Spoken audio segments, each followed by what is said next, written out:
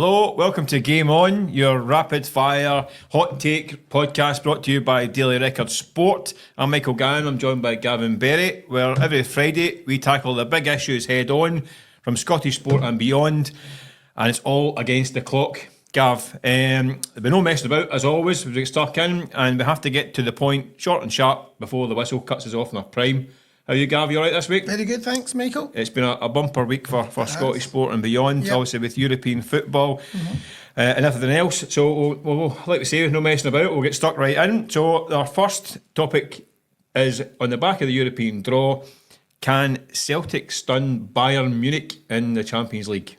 I think it would be, it goes without saying, it's going to be a huge ask.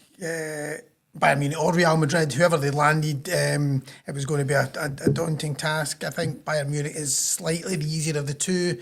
I know they're riding high in the Bundesliga, but they did lose 3-0 to Feyenoord in the Champions League. I think they're probably, Celtic have more of a chance of it against them, but they're going to have to really strengthen before this window closes, I think, to have any chance. Real prospect of going there with no away supporters as well. Well, that's the other thing. Obviously, you've got the Celtic were kind of living dangerously with UEFA for a few years with these pyros and smoke bombs and banners, and it looks like it's finally caught up with them.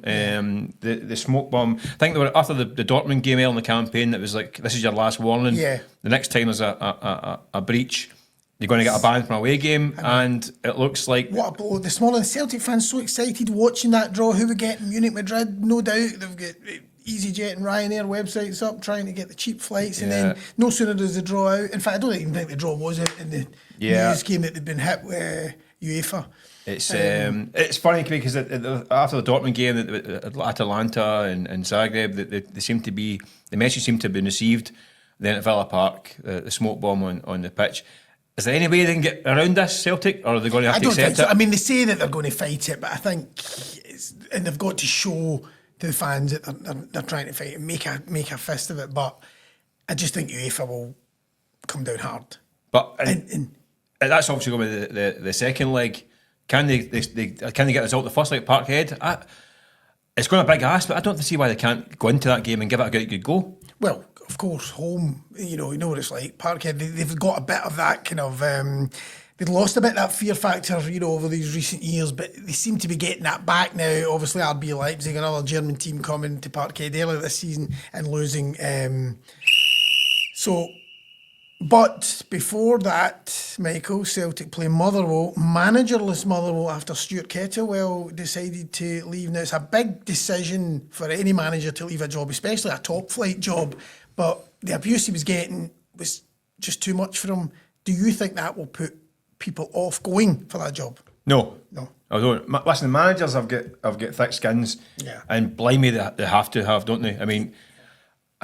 listen, the abuse that Stuart Kettlewell got is disgraceful. Let's be honest. I mean, what are Motherwell fans demanding from their team and their manager? Yeah, competing for top six, doing all right in the cups, staying as far away from the relegation problems as possible, bringing through young players. Yeah. Kettlewell's done that. I know, listen, they're not happy with the style of football. Yeah. And they're entitled to be not happy with the style of football and demand a bit more. Yeah. Maybe unrealistically. But to treat a manager that badly and the fact that his family feel uncomfortable with the games and all that stuff, it's disgraceful. Yeah. But managers will always fancy that. It's a good club, a good job. Yeah. There'll be a queue around for part of people ready to hand their CV in, managers ready to hand their CV in, and there'll be guys out there in radio that are out of work will be saying, oh, what a shame for Stuart Kettlewell, the fans are a disgrace.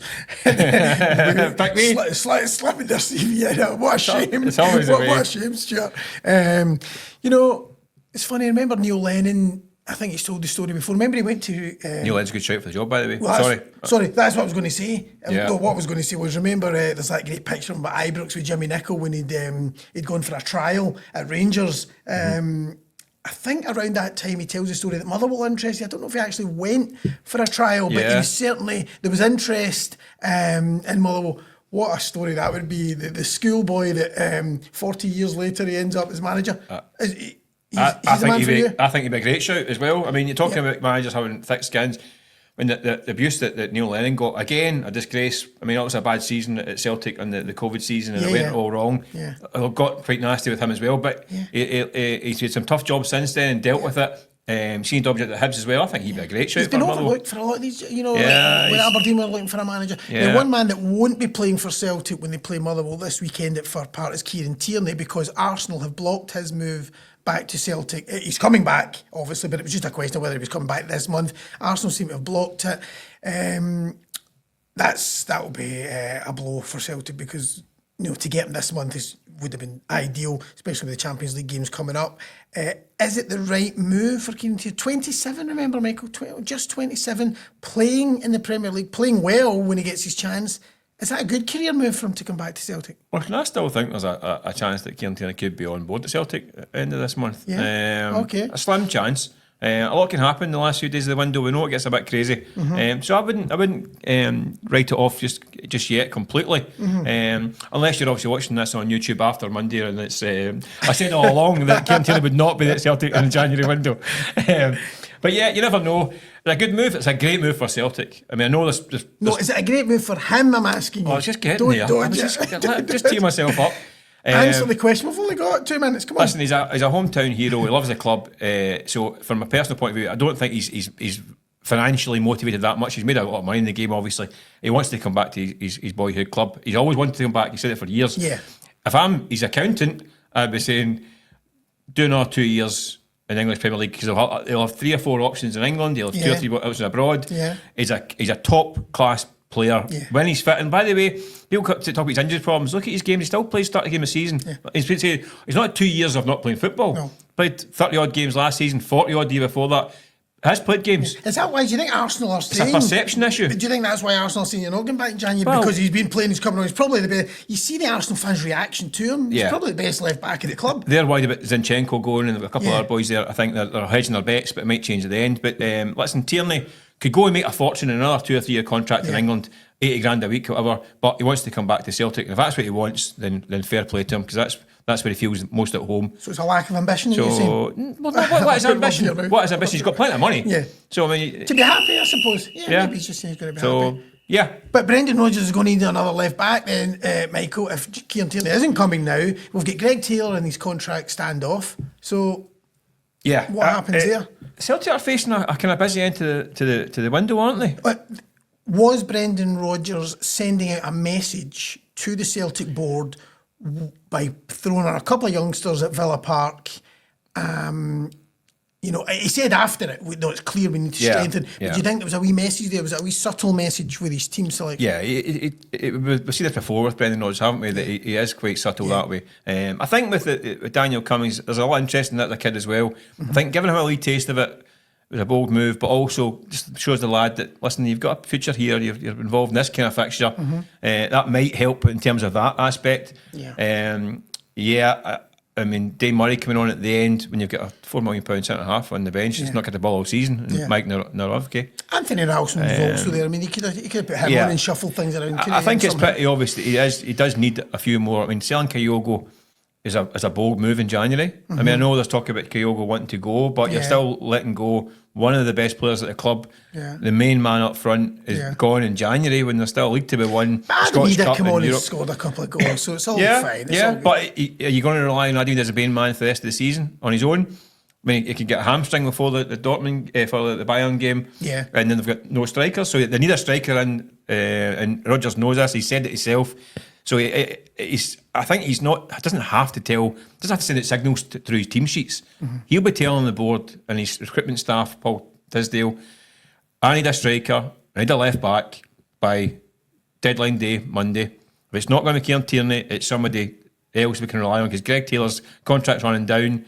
You might get to a point when he's maybe subliminally thinking, I don't want a broken leg, I've got a next job to worry about. So Celtic need to get their act together in the next few days and bring in at least 2 new players. The big question is it going to be a main striker, the main man, or somebody back up Adamida? Interesting. There's money to be spent, isn't there? There's plenty of dosh. Listen, why don't we change tact and change sport, change country? Oh, what are you going to throw me with? What you hit me with? Super Bowl 59. 59? Is it 59? 60? One of the two. Philadelphia Eagles against Kansas City Chiefs. Who is going to win and why? Well... And why should we watch it? Well, you should be watching because history could be made, Michael. How could history be made? It might be the first time I watch it. No, Kansas City Because Chiefs. you're an early bedder. Exactly. Because Kansas City Chiefs are going for 3 in a row. 3 in a never bounce, done. isn't it? Yeah. 3 in a bounce. Never done in NFL history. 3 of the last 4, I think, actually, if correct in saying. And I think so. I think all the neutrals will be backing the Philadelphia Eagles because it gets boring, doesn't it? There was a you get these dynasties in American football. They get 2 or 3 years, don't they? And then it's things kind of change again. I think, listen, from speaking to people who are in the know these things and who watch this religiously, I think the Eagles got a good shout this year. I know they actually played each other 2 years ago. That's right. In a bit of an epic, wasn't it? Yeah. It was a kind of high scoring kind of match. The Eagles are a kind of rugged running side, aren't they? I think they like to kind of the boy Bartley and all that stuff. I think it could be a different kind of encounter. Yeah. But I think the Eagles could be the ones to knock the Chiefs off their perch a wee bit. But what I did notice was that fans were up in arms. A few of the decisions that went the way of Kansas City Chiefs, saying that the officials were favouring them. A few controversial decisions just to try and get them into the fair. They were talking about boycotting it. They were talking about boycotting, saying... So it's not just Scottish football that gets this nonsense? See, as I was actually saying that, as I was talking, I thought, we'll get to those questions later. Controversial decisions, favouring one team. Yeah. Well, does it all sound a bit... I'd heard that the American Nick Walsh was in trouble for one of the flags on the play in the conference game. We'll get to him later. But anyway, you'll be getting the Budweiser stocked in, won't you? Fridge. It's I think I love the beer, the hot dogs, the nachos. And I might even put the game on as well, watch that as well. But the Chiefs, the luck's got to run out at some point. So it might be bleary-eyed on Monday morning.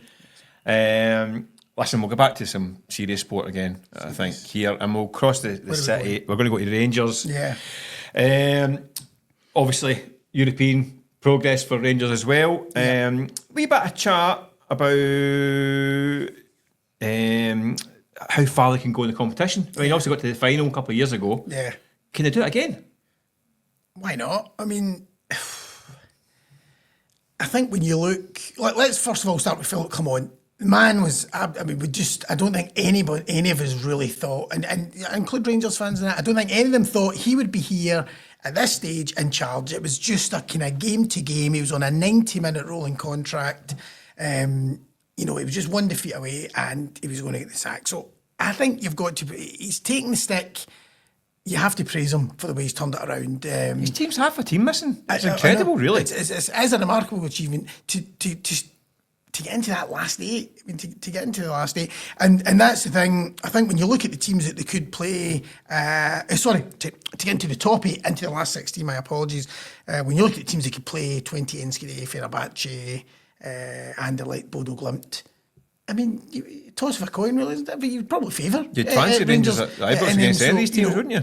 So we could you could be looking at the quarter-finals. Look, there's every chance.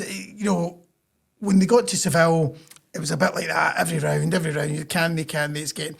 And I think the Rangers fans were already... I think they were actually coming out of the game the other night, Googling where's the final. Do you know where the final is? I do, but I've forgotten.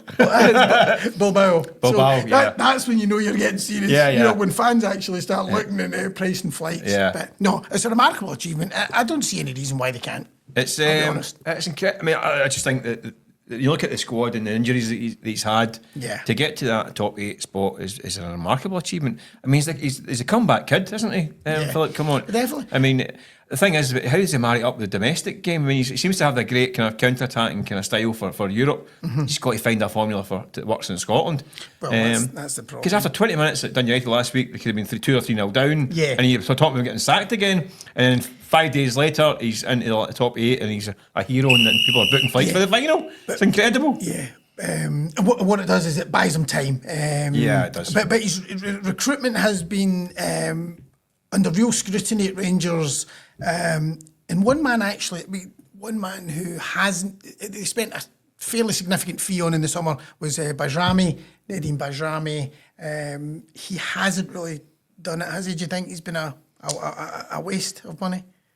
I still think it's early to say he's a waste of money. There's clearly a player there. Mm-hmm. I think when he's played well, you think, he's been a bit unlucky. He played out of position for a few times. He had a few games in the middle and he's kind of number 10 role, and you think, Yeah, he's definitely a player there. In recent weeks, I think there has been a bit of a tail-off in performance. I think against USG, he didn't seem particularly effective.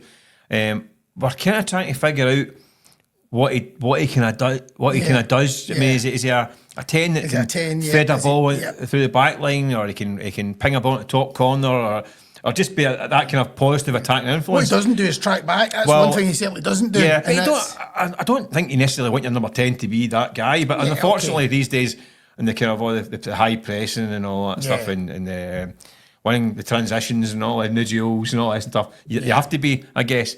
And he's not quite given enough to the team as yet. I think Hadji's been better on that kind of 10 role. Yeah. And I don't think he's not quite quick enough or versatile enough to play that wider role as well. So I think it's finding a role for him in that team, and I think at the moment it looks a bit like they're struggling to find it. Yeah. Do you know that's the funny thing about Rangers? And the recruitment obviously has been criticised, but it's a lot worse when they've got money to spend. They've actually had money to spend, but just spent it badly. You know, we talked last week about Igaman, and actually those, when they're looking for the bargains, you look at Hefty Igaman, even like going back to Jack Butland, who was a free transfer. Yeah. I know he's there's been a few question marks over him recently, but Danilo, big money. Danilo, that's the problem. Again, big money. Danilo, Bajrami, big money. Talking about Diamandi, I think, is showed signs of potential. He could come on, But do you know what I mean? They've spent money badly. Just left on earth. 3 million him. They're gone down the drain. Spent bad. Yeah, Bajrami, but he could be a player, but he's going to have to raise levels in the next few weeks and months, isn't he? Yep. So what we're on to next, Michael? Let's go. Well, we're going to jump again. The Six Nations. Kicks off this weekend. You keep throwing the curveballs to me. I know, we keep picking up. You're the expert on multi-sport. So back to the egg chasing. Well, we've not got to the bowls yet, Gav, so we're going to go to the Six Nations. Scotland starting off with Italy. Well, on paper, home tie against Italy. On paper, it looks great, but they did lose to Italy last season, and their Six Nations aspirations were reduced to ruins in Rome. Indeed. Did you see what I done there now? Yeah. Did. Which is bad. It was just bad. Tumbleweed. Oh dear.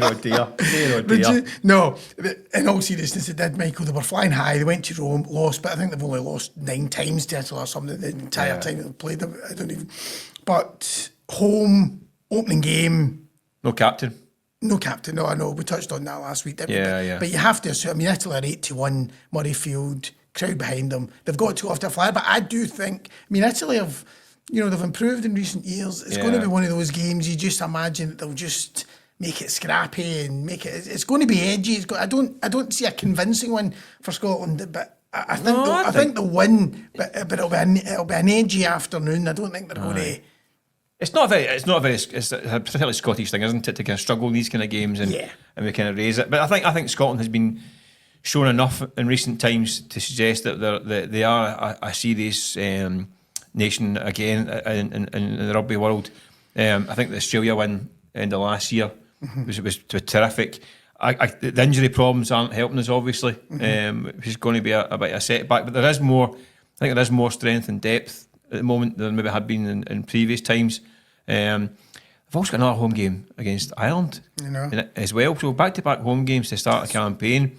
Ireland, obviously, a big tough prospect, and they need to deal with Italy first. But I think Scotland will go out and give them a doing. Yeah, a doing? Aye, I do. All right, okay. I do think they'll give a doing. When I was looking at the odds, I was thinking Italy 8-1, maybe worth. No, I think Scotland will go out and send out a message, and then go into that Ireland game thinking, could be 2 wins on the board here. Yeah, and Ireland with an interim manager. Exactly. Ireland were not quite where they were 2 years ago. So let's be optimistic. I said they've got an interim manager, one man who is no longer a manager at his club is Steven Gerrard, El Etifak, left in Saudi. No more. I mean, he was left with a big paycheck. Yeah. A lot of people questioned his ambition when he went to the Saudi Pro League, Steven Gerrard, but he's now, that's him failed in 2 jobs since leaving Rangers. Obviously getting that title, he'll always be remembered for that. But where now for Steven Gerrard? His managerial career is now at an interesting crossroads, isn't it? Because obviously he went to Villa, didn't really work for him there, and then I think it was listen, I understand why people go to Saudi Arabia, right? Because we know the money's just off the charts. Yeah. But not a guy who'd be short a few bob from his career. To think they were talking about him being the Liverpool, it was almost just assumed when he was at Rangers. It was go to Rangers and then that's your... And it was before he'd even won the league. They were talking about that. Like, he was being talked up before he'd actually had success. Okay, he then eventually did win the league, to be fair to him. And listen, we can't take anything away from him. He had one job to do and he done it. So we can't take that away from him. But it was all very premature, clearly, wasn't it? You know, he'll just suddenly succeed Jurgen Klopp. Remember, they even signed deals with what we're saying was sort of synchronised. Klopp will leave then, just as Steven Gerrard. Talk about Klopp's contract situation and his situation at Ibrox, but I think now you're going to get offers with teams in English, probably English Championship. I think we offer him. A bit like Frank Lampard. I was just about to say that. Words out my mouth. But it's also going to be the case that his name is now going to be hanging over Rangers now for a good. Every time we talk about Philip Clement, and he's bought himself time with his European run, and I think though each bump in the road on the home front there's going to be people saying Steven Gerrard. Is that something I think that should be considered? I don't know. No, but I think you have to judge. But it's now going to be hanging over Rangers for the next near future. But why would Rangers hire a failed manager? I mean, you've got to take him on what he's doing now and not what he did before. I think Steven Gerrard was the perfect appointment for Rangers at that time. He is what they needed. I think Rangers fans, a lot of them would welcome him back with open arms in a heartbeat if the chance came up, even now. Yeah. So see, if he was in charge at Tannadice last Sunday, he would have been equally as raging as Philip Clement with that decision. Nick Walsh, what should happen to Nick Walsh? What was your view on it, first of all? Listen, I get slaughtered for not suggesting the red card was right, but suggesting the reasons behind it, where it came from. I said was that if you're going to, if he thinks he's seen a hand raised, that's why I said that's why he came that decision. I didn't say it was right. I said that's why he came the decision. Yes. When you look at it and analyse it, the overturn was the right thing to do. It was a poor decision. It was never a red card, let's be honest. But he's got the chance to make amends for it. Surely that's the issue. He goes to the Is that not the whole point? He's got to. I can see why. From the angle that he saw the incident, Diamandi, he thinks he's maybe slapped him. But once he then gets called to Motor and he sees it the Motor, everybody's sitting in their living rooms watching that thinking... No, but you've got to remember, Gav, right, the TV screens, we all know, sometimes you freeze frame it and slow it down and things look worse than they are. He's about 2 yards from that incident and he thinks he's felt the air change of the whoosh or the hand going up across the violent slap on his man. So he's seen that close and thought, he's tried to slap him there, he's got to go. Seen the camera footage and thought, well, you don't really see much there, but I was there and I know more than they do. And so there's a bit of me saying, well, you know what? Fair play to him for having the kind of I like that. The bravery to go, you know what? I was there, I saw it, and this isn't really helping me. I'm going to stick with it. Again, I think it was a bit of a daft decision. I don't think he needed to make it. I think he is one of our better officials. Yeah. I don't think it's a particularly. But he's on VR this weekend. He's on VR for Dundee Hearts. So you want referees banned for mistakes? But that's what happened in the Premier Sports Cup final. That's what happened. Remember Alan Muir and Frank Connor? Yeah, but that's not how they phrase it. They just say that's his choice of game. It just happens to be. No, not in that situation. I don't think they even tried to hide it. Taking it out of harm's way sometimes. I think Willie Collum was so furious with that one that so Nick Walsh should be sent to Albion Rovers this weekend. He should just have a weekend. Yeah. Well, yes, he's in the VAR. He's taking a weekend in the VAR. But next week, let's see what happens next weekend. That's the key one, because if we are going to start punishing referees every week for making mistakes, we've nobody left to referee the games in Scotland. That's the problem. Yeah. We can't keep demoting referees every week. We've nobody left. Yeah, that's true. But listen, we are not going to be getting demoted next week. Well, maybe actually after the show. Never know. After that awful job. You never know. We could be getting demoted. Give me 2 new faces in game 1 next week. If not, it'll be us. But listen, thank you for listening to this week's episode of Game On. You'll find us on YouTube, Spotify, Apple Podcasts, the bottom of bins, behind the bike sheds, in the bushes, all the places you find your podcast as usual. And if you've enjoyed it, you can leave a review or a comment, which I'm always a bit worried to ask for. If it's as long as it's nice, no meanness, please, folks. Anyway, we'll be back next week and we'll do it all again. Thanks for watching.